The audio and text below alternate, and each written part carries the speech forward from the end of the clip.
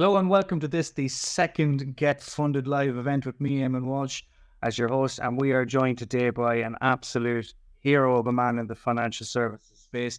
This is, of course, the live stream where we look to bridge the gaps between vision and project and ultimately bring your project to getting funded. We are joined today by the king of finance in the UK. He is the MD of asset-backed finances. And I always make a dog singer this next one, right? He is the director of the National Association of Commercial Finance Brokers in the UK. It is Mr. Mike Deacon. Mike, how's the form? Thanks very much, Simon. Thanks for the warm welcome. And yes, I'm old, officially. Yeah, I mean, we won't say how many years experience you've got in the industry, Mike, but we will say it might be more years than I've been on the planet, right? I think you can safely say that. Yeah, we'll leave it there, right? So look, Mike, we got about 30 minutes there. Yeah, I mean, there's probably 1,000 things you and I could talk about, 1,000 things you and I have spoken about in the past. I'm really looking forward to this, but let's kick it off with, I suppose, a kind of a general question, and we'll see where we go from there. So, when we're talking about, transforming a vision into a project, because you see it as much as I do, I'm sure. These people that come with projects, they go, I got a great project, and you're looking at it and going, this is a vision. So, not yet a project. So what, in your mind, with your experience and expertise, what would you say is the biggest mistake that these project leaders are making in terms of pursuing their funding and that transition from vision to project? Probably a lack of planning and a presumption that people are going to actually believe the project, even though the project is not really fully thought out and planned out. So I often see a lot of people with some very high level, great ideas, but they haven't scoped it out. They haven't done their own feasibility study checks, pre-feasibility study checks with the partners in the process. So that's the entire food chain from start to create the concept to the end product, which is the consumer of that particular concept, whether it's an agricultural product or a process to sort of manufacture machinery or, convert agricultural produce. And I know we're focusing on agri in this particular 30-minute session, but it applies across all sectors and in all ways. I see products in the UK and abroad where people have bet the ranch, borrowing loads of money to develop R&D on a project which they know they can deliver, but at the time when they've actually secured all the R&D bits and got it ready to deliver, they're overgeared and can't actually deliver it, which really is a shame. So I think you need to see the whole end-to-end chain, like any supply chain. Money is involved in a supply chain, okay? Is at the beginning, the middle, and the end. And people need to actually focus and factor that cost, because there's an opportunity cost to borrow money, and you need to make sure it's affordable and it's repayable, okay? Investment is a one-way ticket, sure, but people have got to believe in that project, and you're giving away the family silver at the beginning. And some people do that and then regret it.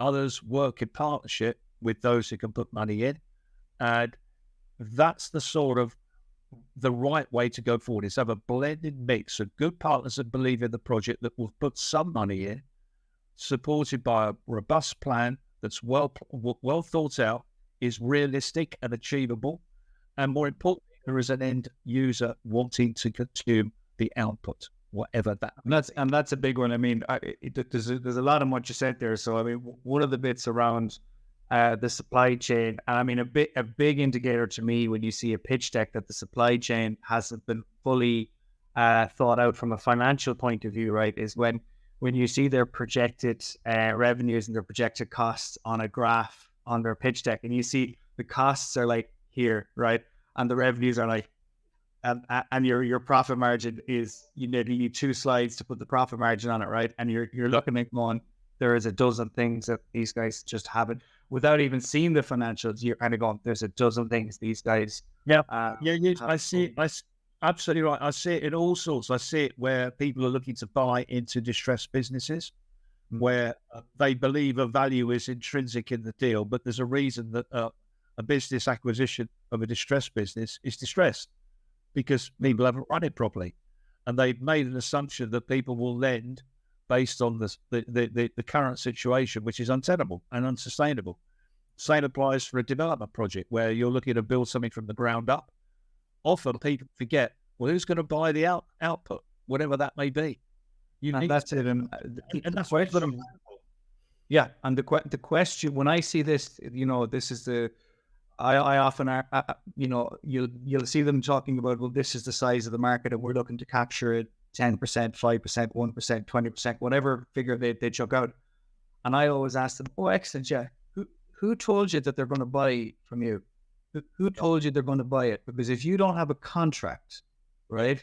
Yeah. Now, you can go down the road of letters of intent, but I mean, your buddy could write you a letter of intent. They're not worthless, but they're not really worth the paper they're written on either, right? Yeah. Yeah. If you don't have contracts against the loan, as in, well, we have a contract with such and such a buyer, they're going to buy, 1,000 tons of this off us per year, blah, blah, blah, whatever, X, Y, Z, even if it's not covered the full of the loan, it verifies. You don't need to debate it anymore. You don't need to argue with the investor who's going to buy it. Well, this person over here is going to buy it. How do you know? Well, here's the contract. They put pen to paper and signed they're going to buy it.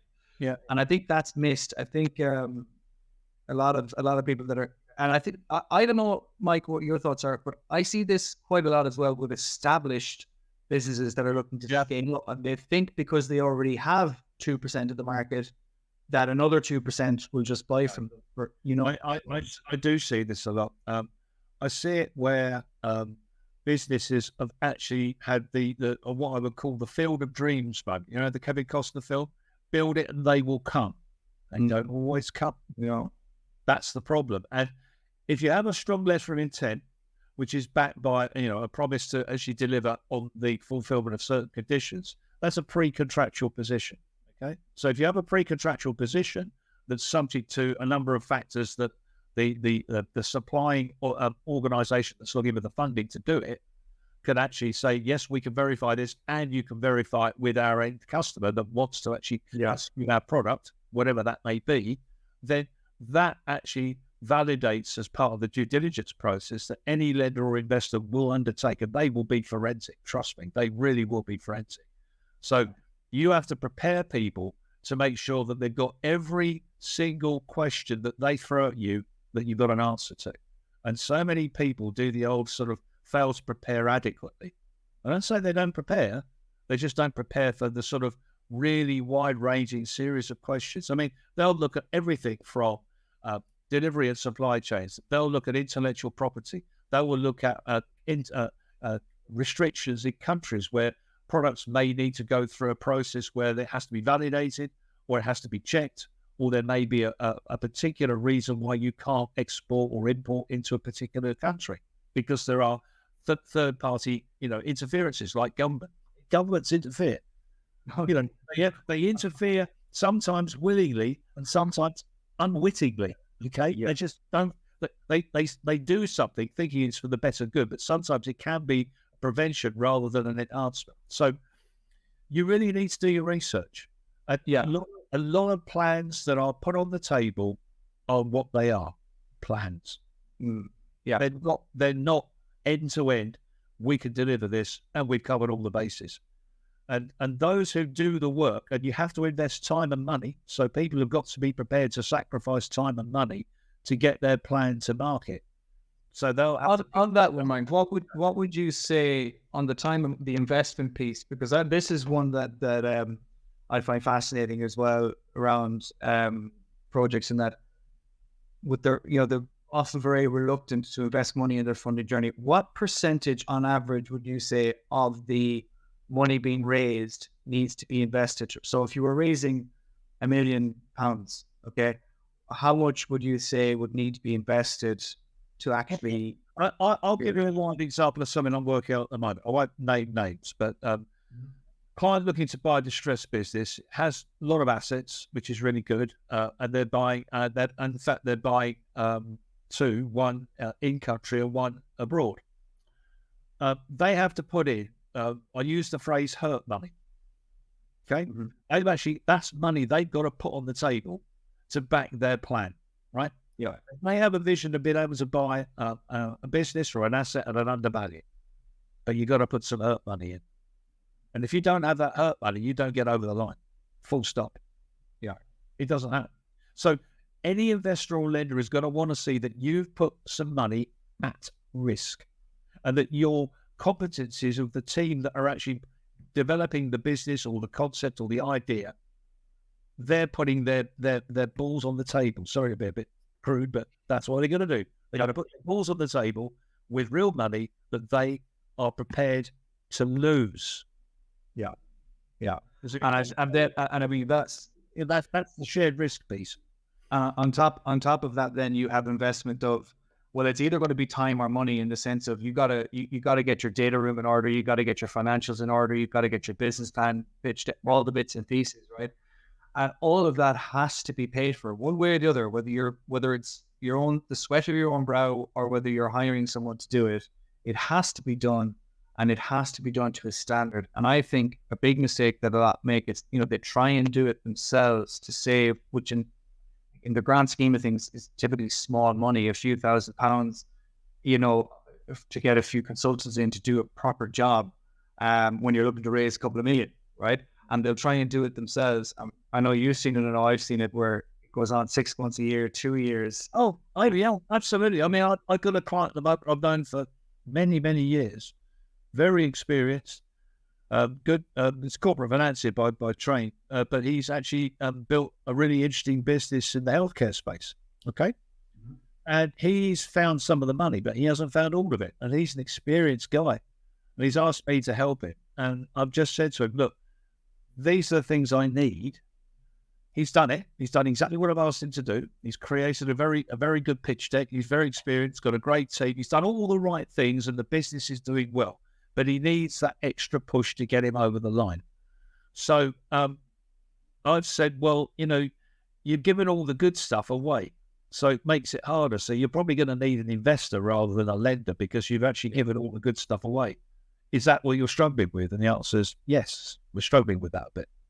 So even someone with experience doesn't have all the answers. So they come to people like me that has a wider reach, and I'm completely sector agnostic. So I use my network, my own little black book, if you will, of contacts. So I was out on a function last night, and one of the guys is actually a property guy. Just happened to mention he works for some, substantial private investors who can act quickly and who are completely sector agnostic. So I said, I've got this deal. What do you think? So, I can introduce people where I'll get a quick answer, because every answer for any investment proposition is 3 answers. Yes, no, maybe. Right? Most things are a maybe. There are a few which are an immediate no, because the deal doesn't look right. It has complications. I got one in from somebody, and I just use live examples. I got one in from somebody last week while I was away on holiday. I haven't actually sort of given it really much thought. But they were looking. I got it randomly out of the blue. All right, didn't know who the person was. Sent it in for a project, which I then checked out. Turns out that project has already been funded. So I get people who try it on too. Yeah, okay, yeah. So anything more than that. Yeah. I just want to pull it back there to you. You got to do your checking as well. You've got to check the veracity of all the projects from start to finish. And the other thing I will say to anyone listening to this from a project point of view that's looking, just on what Mike is saying there, this is a really, really, really small industry of people that play in the space that myself and Mike played in terms of securing finance. Whether you're doing the consulting stuff that we do, or whether you're directly inking up the finance like Mike does, it's a really small, even globally, it's if we don't know each other, we know of each other. So we see it a lot, and we get a lot of phone calls from people that go, oh, such and such deal, was that not the one you were talking to me about last week, where projects, I think the general advice there would be, do not try and, not to shop around, but it's a very small industry. And if you knock on too many doors too quickly, and we're not saying don't shop around, we're not saying don't. And people don't talk. It's you're right, Eamon. It's a cottage industry, but it's a global cottage. Yeah. Because people know it. When deals do the rounds, everyone, the first reaction to the people that you go to, that in your trusted network, they go, oh, yeah, see that. That's been round the block. We added a couple of years ago, Mike, or maybe a year or so, maybe more than a year ago now, a project in Africa. We won't name any names, but it I know it was on your desk as well, but we did a good bit of work on that project for the client, and it transpired once we got it to a point where we thought it was ready to bankable investment, ready to go actually looking for the money. Turned out they'd already spoken to over 300 different entities, and wherever we went, they had already heard of it. And the problem is, and this is back to what you were saying earlier about preparation, be properly prepared, the adequate preparation. They hadn't the adequate preparation done when they went for the money initially. We got them to that level, and then we went looking to money, only to find that they had already spoken to nearly everybody that you could talk to, right, in the year prior, before it was at a level of preparation and they were getting straight no's, pretty much across the board straight no's. So, and the problem is, right, even with relationships, and Mike has some phenomenal relationships in that space, lenders and investors, right? Even when you've got relationships like that, they will never look at anything twice. And if they do, it's a courtesy to Mike because of the relationship he has. And what they will be looking for is the reason they said no the first time. Correct. They're never going to admit that they were wrong. Okay. So it's hugely important. You do not pull the trigger early, right? You have to be adequately prepared before you go knocking on these doors. And do not knock on too many doors too quickly. Yeah. Very, very short, small pace, and you'll trip over yourself. Absolutely. And I would also say that for anyone who's looking to grow or develop a business, also make sure that if you're looking to buy a business or sell a business, that it hasn't been overbought or oversold. And people do know. All right. So, one of the things I have to do a lot of is check every deal out. I research. Has this been around? Okay. Mm-hmm. You do your research before you even respond to any request for funding to say, has this been anywhere else? So I did this for one particular project, and I did my research, and I found something in the Far East that told me everything I needed to know about the project. It's brilliant. I won't say where the source was, but by just doing the check, I immediately discovered that this particular project is something I can't help with because it's already been done. Yeah. So people sometimes they put something to you, and they know full well they're chancing their arm, thinking, "Oh yeah, this guy probably doesn't do much research, doesn't really understand what's going on." And I'll just go back and say, "No thanks, can't help you." That's it. That's the no bit of the yes, no, maybe, yes, no, maybe. Okay. Yeah. No is a quick no. So if you know you can't help, right, say it. Don't be afraid to say it. Just say, "I'm really sorry, I can't help you. This project is beyond my scope. Well, I wish you well." That's it. You've got to say that. I want to bring it back to something that was mentioned there a couple of times throughout. So oftentimes when projects come to us, we're looking for money. Okay. Yeah. Are you looking for, we often ask, are you looking for a lender? Are you looking for an investor? What are you looking for? And they say, we're looking for money. Right? You go, yeah, what is it? The lender? No, we're looking for money. So Mike, can you clarify for anyone that's watching this in the live or anyone that's watching on the replay, what is the difference between a lender and an investor? Very, very simple. A lender wants security. They want security of the business, security of the revenues that will be generated to repay the debt that they've been asked to provide. And most importantly, you're doing it in a secure way. So it's a tried and trusted product in a favorable jurisdiction, and to a customer base that wants the product, and there is no demand.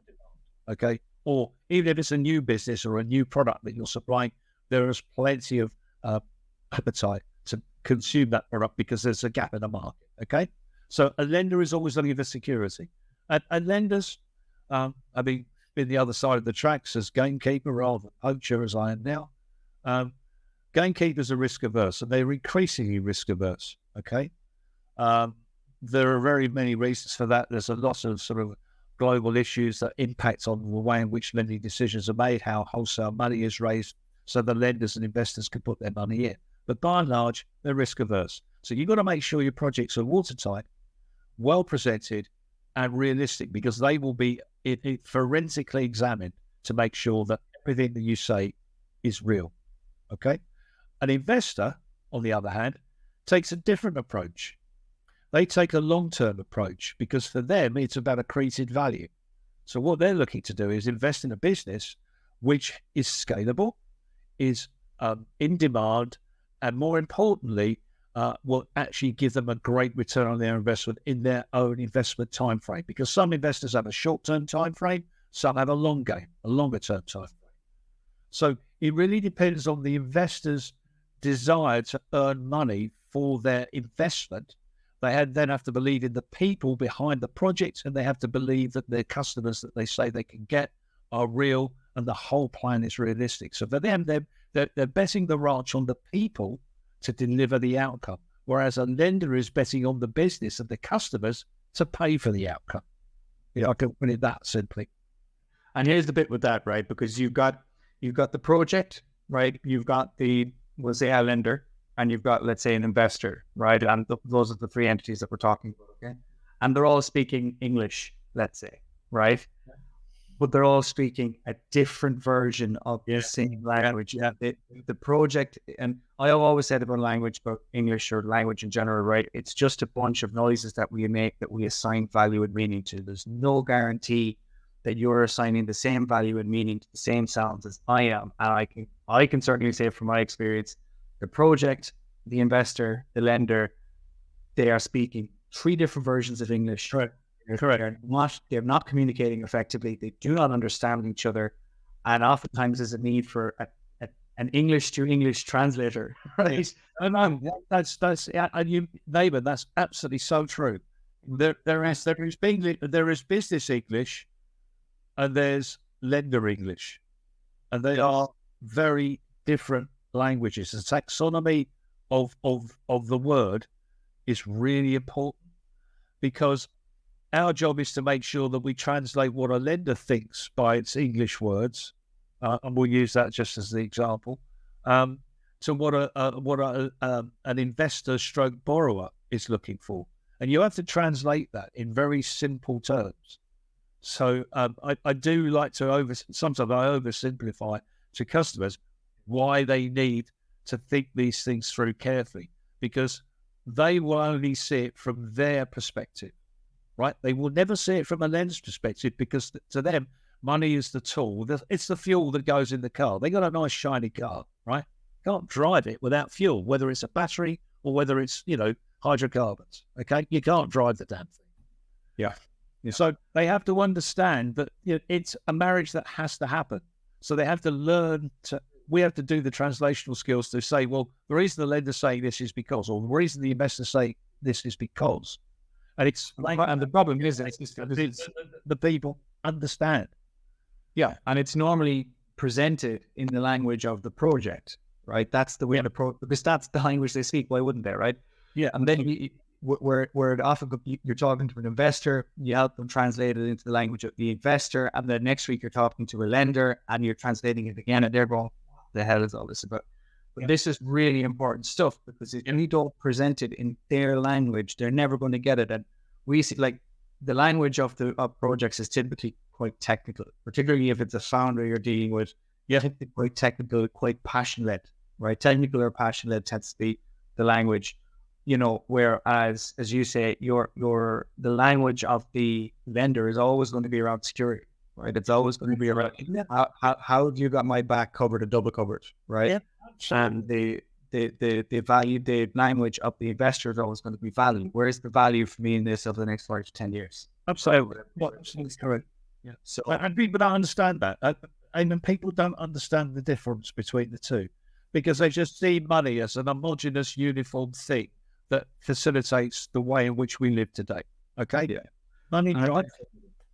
I think the thing that's the takeaway from that, and we've only got a few minutes left here, but I think the takeaway from that little piece there is to consider this, right? The money is not the investment, okay? The money is the grease or the fuel, as you say. What you're really asking them to invest in you is their trust. Yes. Okay. Right. So the money is negligible. The money is easy, right? Once they've invested the trust, right? Yeah. So what is it that they trust? What is it that they're looking for? In order for them to trust them, you have to show that you understand where they're coming from, why they do what they do, why they lend the way they lend, why they invest the way they invest, what are their passions, what impact are they looking to have? All those kind of things. Once you've got the trust, you have to get them to invest their trust first. And you have to work. And I'll add to that. What you said is 100% correct. What I'll add to that is that you have to buy as a partnership. And I say that very deliberately because every investment, every loan that's made out, there has to be a partnership between the borrower or stroke investor, the borrower and the investor stroke lender. There has to be. So there has to be an understanding that the borrower stroke, the target that's looking for the investment, can articulate their case correctly. So I go back to the beginning. People only think of money as a tool to make their dream come true. Okay, whatever that dream is, whether it's a commercial finance deal because they need it for their business growth, or whether it's an investment in an acquisition, or whether it's a new project that requires funding because there is an end product demanding it, an end customer demanding it. The whole point is you've got to actually make sure that the symbiosis between the two is totally aligned.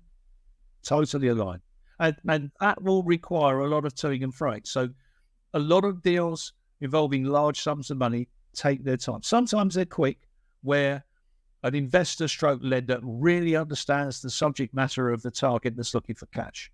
So they go absolutely hell for leather to do a deal because they can see it, they can understand it, and they can act quickly, and often they have the money. That tends to be in the private investment space, the family office space, the ultra high net worth space.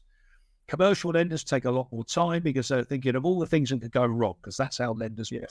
They think of the worst case every time. So you've got to make sure you reassure them that all their worst case nightmares will never happen because we're prepared. And I'll go back to the business of preparation. I realize there's only a minute or two to go. Businesses must prepare, and they must prepare from the get-go. And that means that, their plans, their forecasts, their pitch deck, their data room, the backup information that supports all the revenue propositions that they're promising to an investor or lender will materialize. All that's got to be ready. If you go in with a half-baked plan, you will have a half-baked outcome.